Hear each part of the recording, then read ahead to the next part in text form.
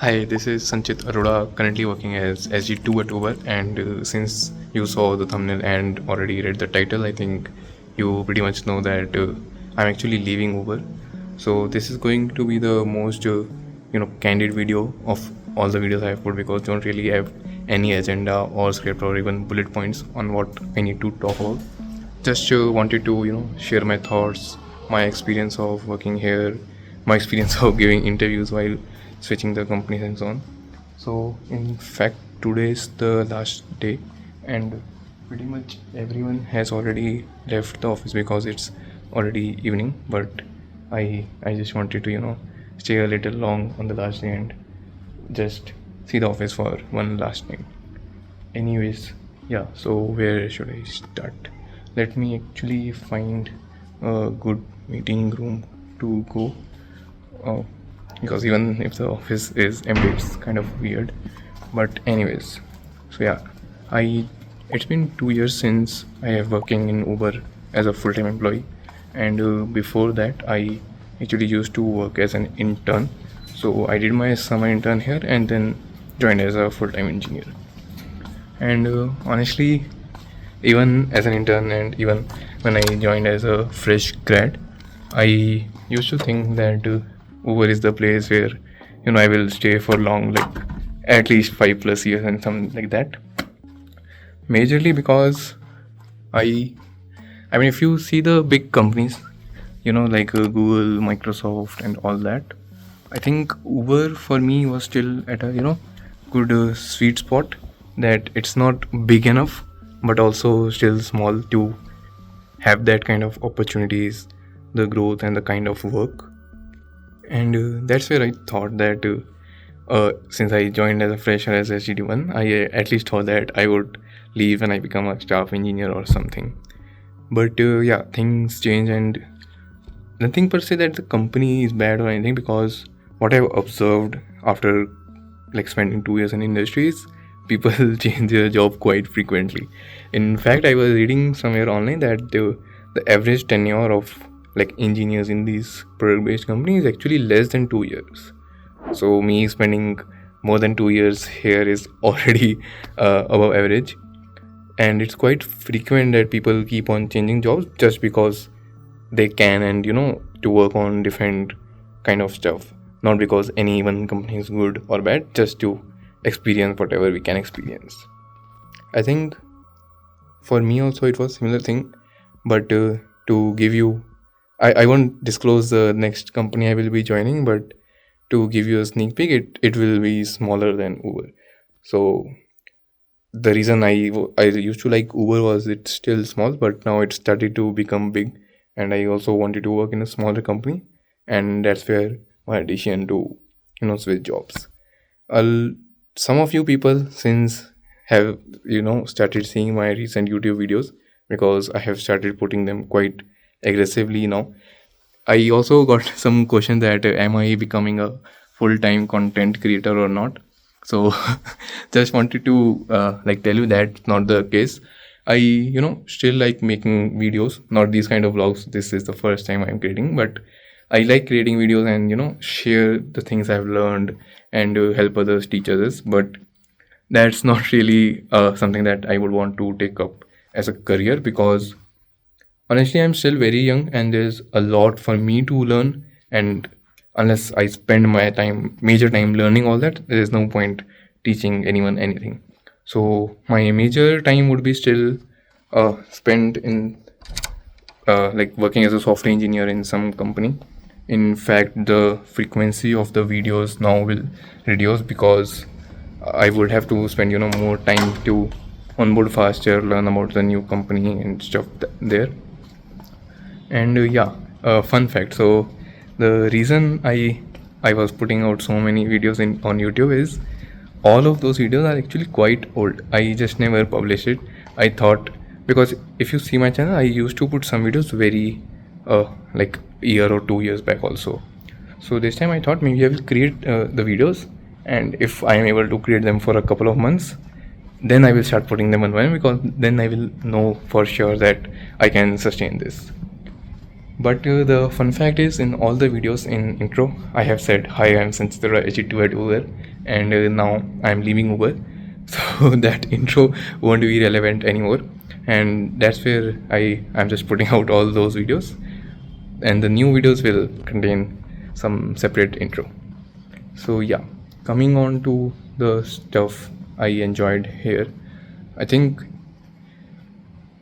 maybe it's because this was my first full-time job, but I know for a fact that whatever I say, I'm gonna really, remember everything I spent, all the time I spent here, be it working, having fun with teammates, going on to the lunch, the mystery room, and stuff like that. So, I mean, whenever you work, wherever you work, there would be some pros and cons. You just have to think that the cons are not significantly more. So there would be obviously challenges in working, otherwise there's no growth. Where there are no challenges, there is no scope of growth as well. So yeah, won't say it was easy, but definitely it was fun and inspiring. Coming on to the switching part. So again, since I used to work as an intern at Uber, I never really gave the full-time employee interviews. During the intern, there were like completely simpler interview rounds, and then after working here as an intern, I got a PPO and joined back. So I never really gave full-time interviews, and this was the first time. And to my surprise, they are not that easy. So I think because I was targeting smaller companies, what I've realized is interviews of bigger companies are still easier because they have a particular standard and process set. That okay, you do lead code questions, you will be able to do their DSA rounds. You do standard system design questions, you will be able to clear their system design rounds and stuff like that. But things change quite a lot when you start interviewing for startups, at least the good ones, if you see, because they really expect you to know a lot. Like, I'm pretty sure more than 50% of people working in big tech at 2 or 3 years of experience won't be able to get a startup job, because they really need you to know like hands-on development experience and stuff. So they won't ask the standard system design questions like build Uber, for example. They won't ask you. They will really grill you down. And also because it's small team and every single person they hire is a big thing for them. So I remember in one company when I was giving the interviews, their system design round went, I think, for 3 hours or somewhere more than that, because again, it's a smaller company. Even one hire is a big thing for them, and they can afford to spend that much time to ensure that they are hiring the right person. And even after, so I think that company took 2 DSA rounds, 1 LLD round, then this one crazy system design round, and then the final was like, I don't know what the name was, but the right fit round. And it was again not anywhere near the standard rounds any big tech takes. So I mean, after the small talk in that interview, they literally said that okay, think like you are on a podcast and now tell me about your life story. Like literally everything, how you think, how your life has been, because they want to see and understand you as a person on what they are hiring. Startup cannot afford to just hire for basic skills. So yeah, it was a crazy experience, and both on good and bad side. I mean, because I was mostly applying to startups and even very small ones, like less than 10 people one. And I think somewhere some founders don't really understand the kind of money engineers make, and they are in their own like dream that their company will become I don't know, $1 billion company or what. So I mean, some interviews were good, some just wasted my time. Actually, I won't say it wasted my time. So I think one suggestion which I definitely will give after all my experience is, no matter how good you're performing at your job, no matter how good you already are in your DSA or CP skills, make sure to first give a couple of interviews in the companies you don't want to go. Because, I mean, even after all the preparation I did for DSA and everything, I don't know if it's only me or whatever, but somehow I just used to mess up very basic things when I was writing the code in the interview. Maybe I became nervous, anxious, or whatever, but that was the case. Only after giving at least like 5 interviews or something in different companies, I really became comfortable. And fortunately, the company I finally ended up joining was after that, so I was able to clear their rounds. So this one thing I will definitely suggest everyone to apply to other companies first. Don't start applying with the companies you really want to join. And one more tip if I want to give you is whenever you are looking for a job, make sure to spread out your resume in different job description, different website portals or whatever, because again, I don't know how it worked, but once I started putting my resume everywhere, I used to get reached out by different recruiters over phone, over LinkedIn and other stuff, looking for a job. Even for the opportunities I didn't apply myself. So just let your resume out in the world, and somehow, I don't know how, but recruiters will reach out to you. So yeah, okay, what all we covered stuff I liked here, why I'm switching, I'm not really becoming a full-time content creator, my interview experience with startups, and yeah, what's next.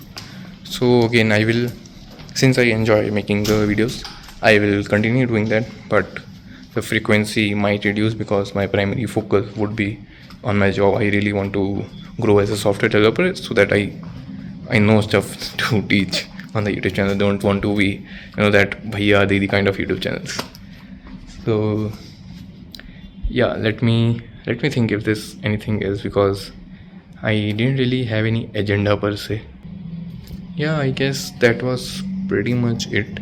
But before leaving, I just want to say one thing, that whatever you are doing in your life, be it career, life, or whatever, I think one very important thing, if you want to take away one learning from this video, is to ensure that you are conscious about it.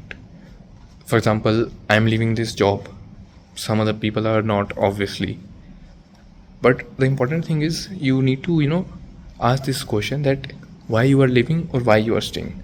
And I mean, again, in context of this job switch, but whatever you do in your life, it shouldn't be like, taking my example, if I decided when I was joining that I will stay at Uber for 5+ years, it shouldn't be like I'm just working, never really thinking about what do I really want from my life, is it what I want, or is there something else that I can have, or something like that. So it's very important that whatever thing you are doing in your life, you are conscious about it. Because see, what happens is, life is not binary. It's not black and white, that this is right, this is wrong, this is bad, this is good. Everything is gray. You just have to choose on what thing you are okay with, because whatever you choose, at the end of the day, you will have to make some compromise. You can't really have everything given the limitations of human being. So to give you one example, if right now I am switching to a smaller company, one very obvious thing is, first, I will have to compromise some work-life balance. I can't really have that kind of work-life balance while also maintaining decent growth at the smaller company. Second, their office is anywhere near close the Uber office we have. I'm really gonna miss the pool table games and stuff like that. I mean, even all this free space and stuff like that. In small companies they don't have this, so I have to compromise on this, and I'm conscious about it. So I think the important thing is, every 6 months or so, just do a checkpoint of your life, of all the aspects, and think, is this what you want? and are you going in the right direction or not. So I mean, maybe it's you are currently at some state which you don't want, but you are at least going in the right direction. So that is the important thing, because see, when we are working for someone, somehow we organize and work better. So in companies we have, every half planning, that in H1 we will achieve this, in H2 we'll achieve that, then we do a retro on what happened good, what happened bad. But when it comes to our own life, we somehow don't do that. So it's very important to do that. You can, either do it every 6 months, or you can regularly, whenever you get some time, do that, and making sure that you get that time somewhere. Because these days we just get too busy focusing on other stuff that we forget focusing on ourselves and our lives. So it's very important to be conscious about what decisions you are taking and what path you are going on. So on that note, I think that's all for the video. I will soon disclose on LinkedIn where I am joining, so if you want, you can follow me on there. I don't think I will create another video for that. So yeah, see you soon, and yep, that's all. Bye bye. Thanks for watching this video. See you again. Bye.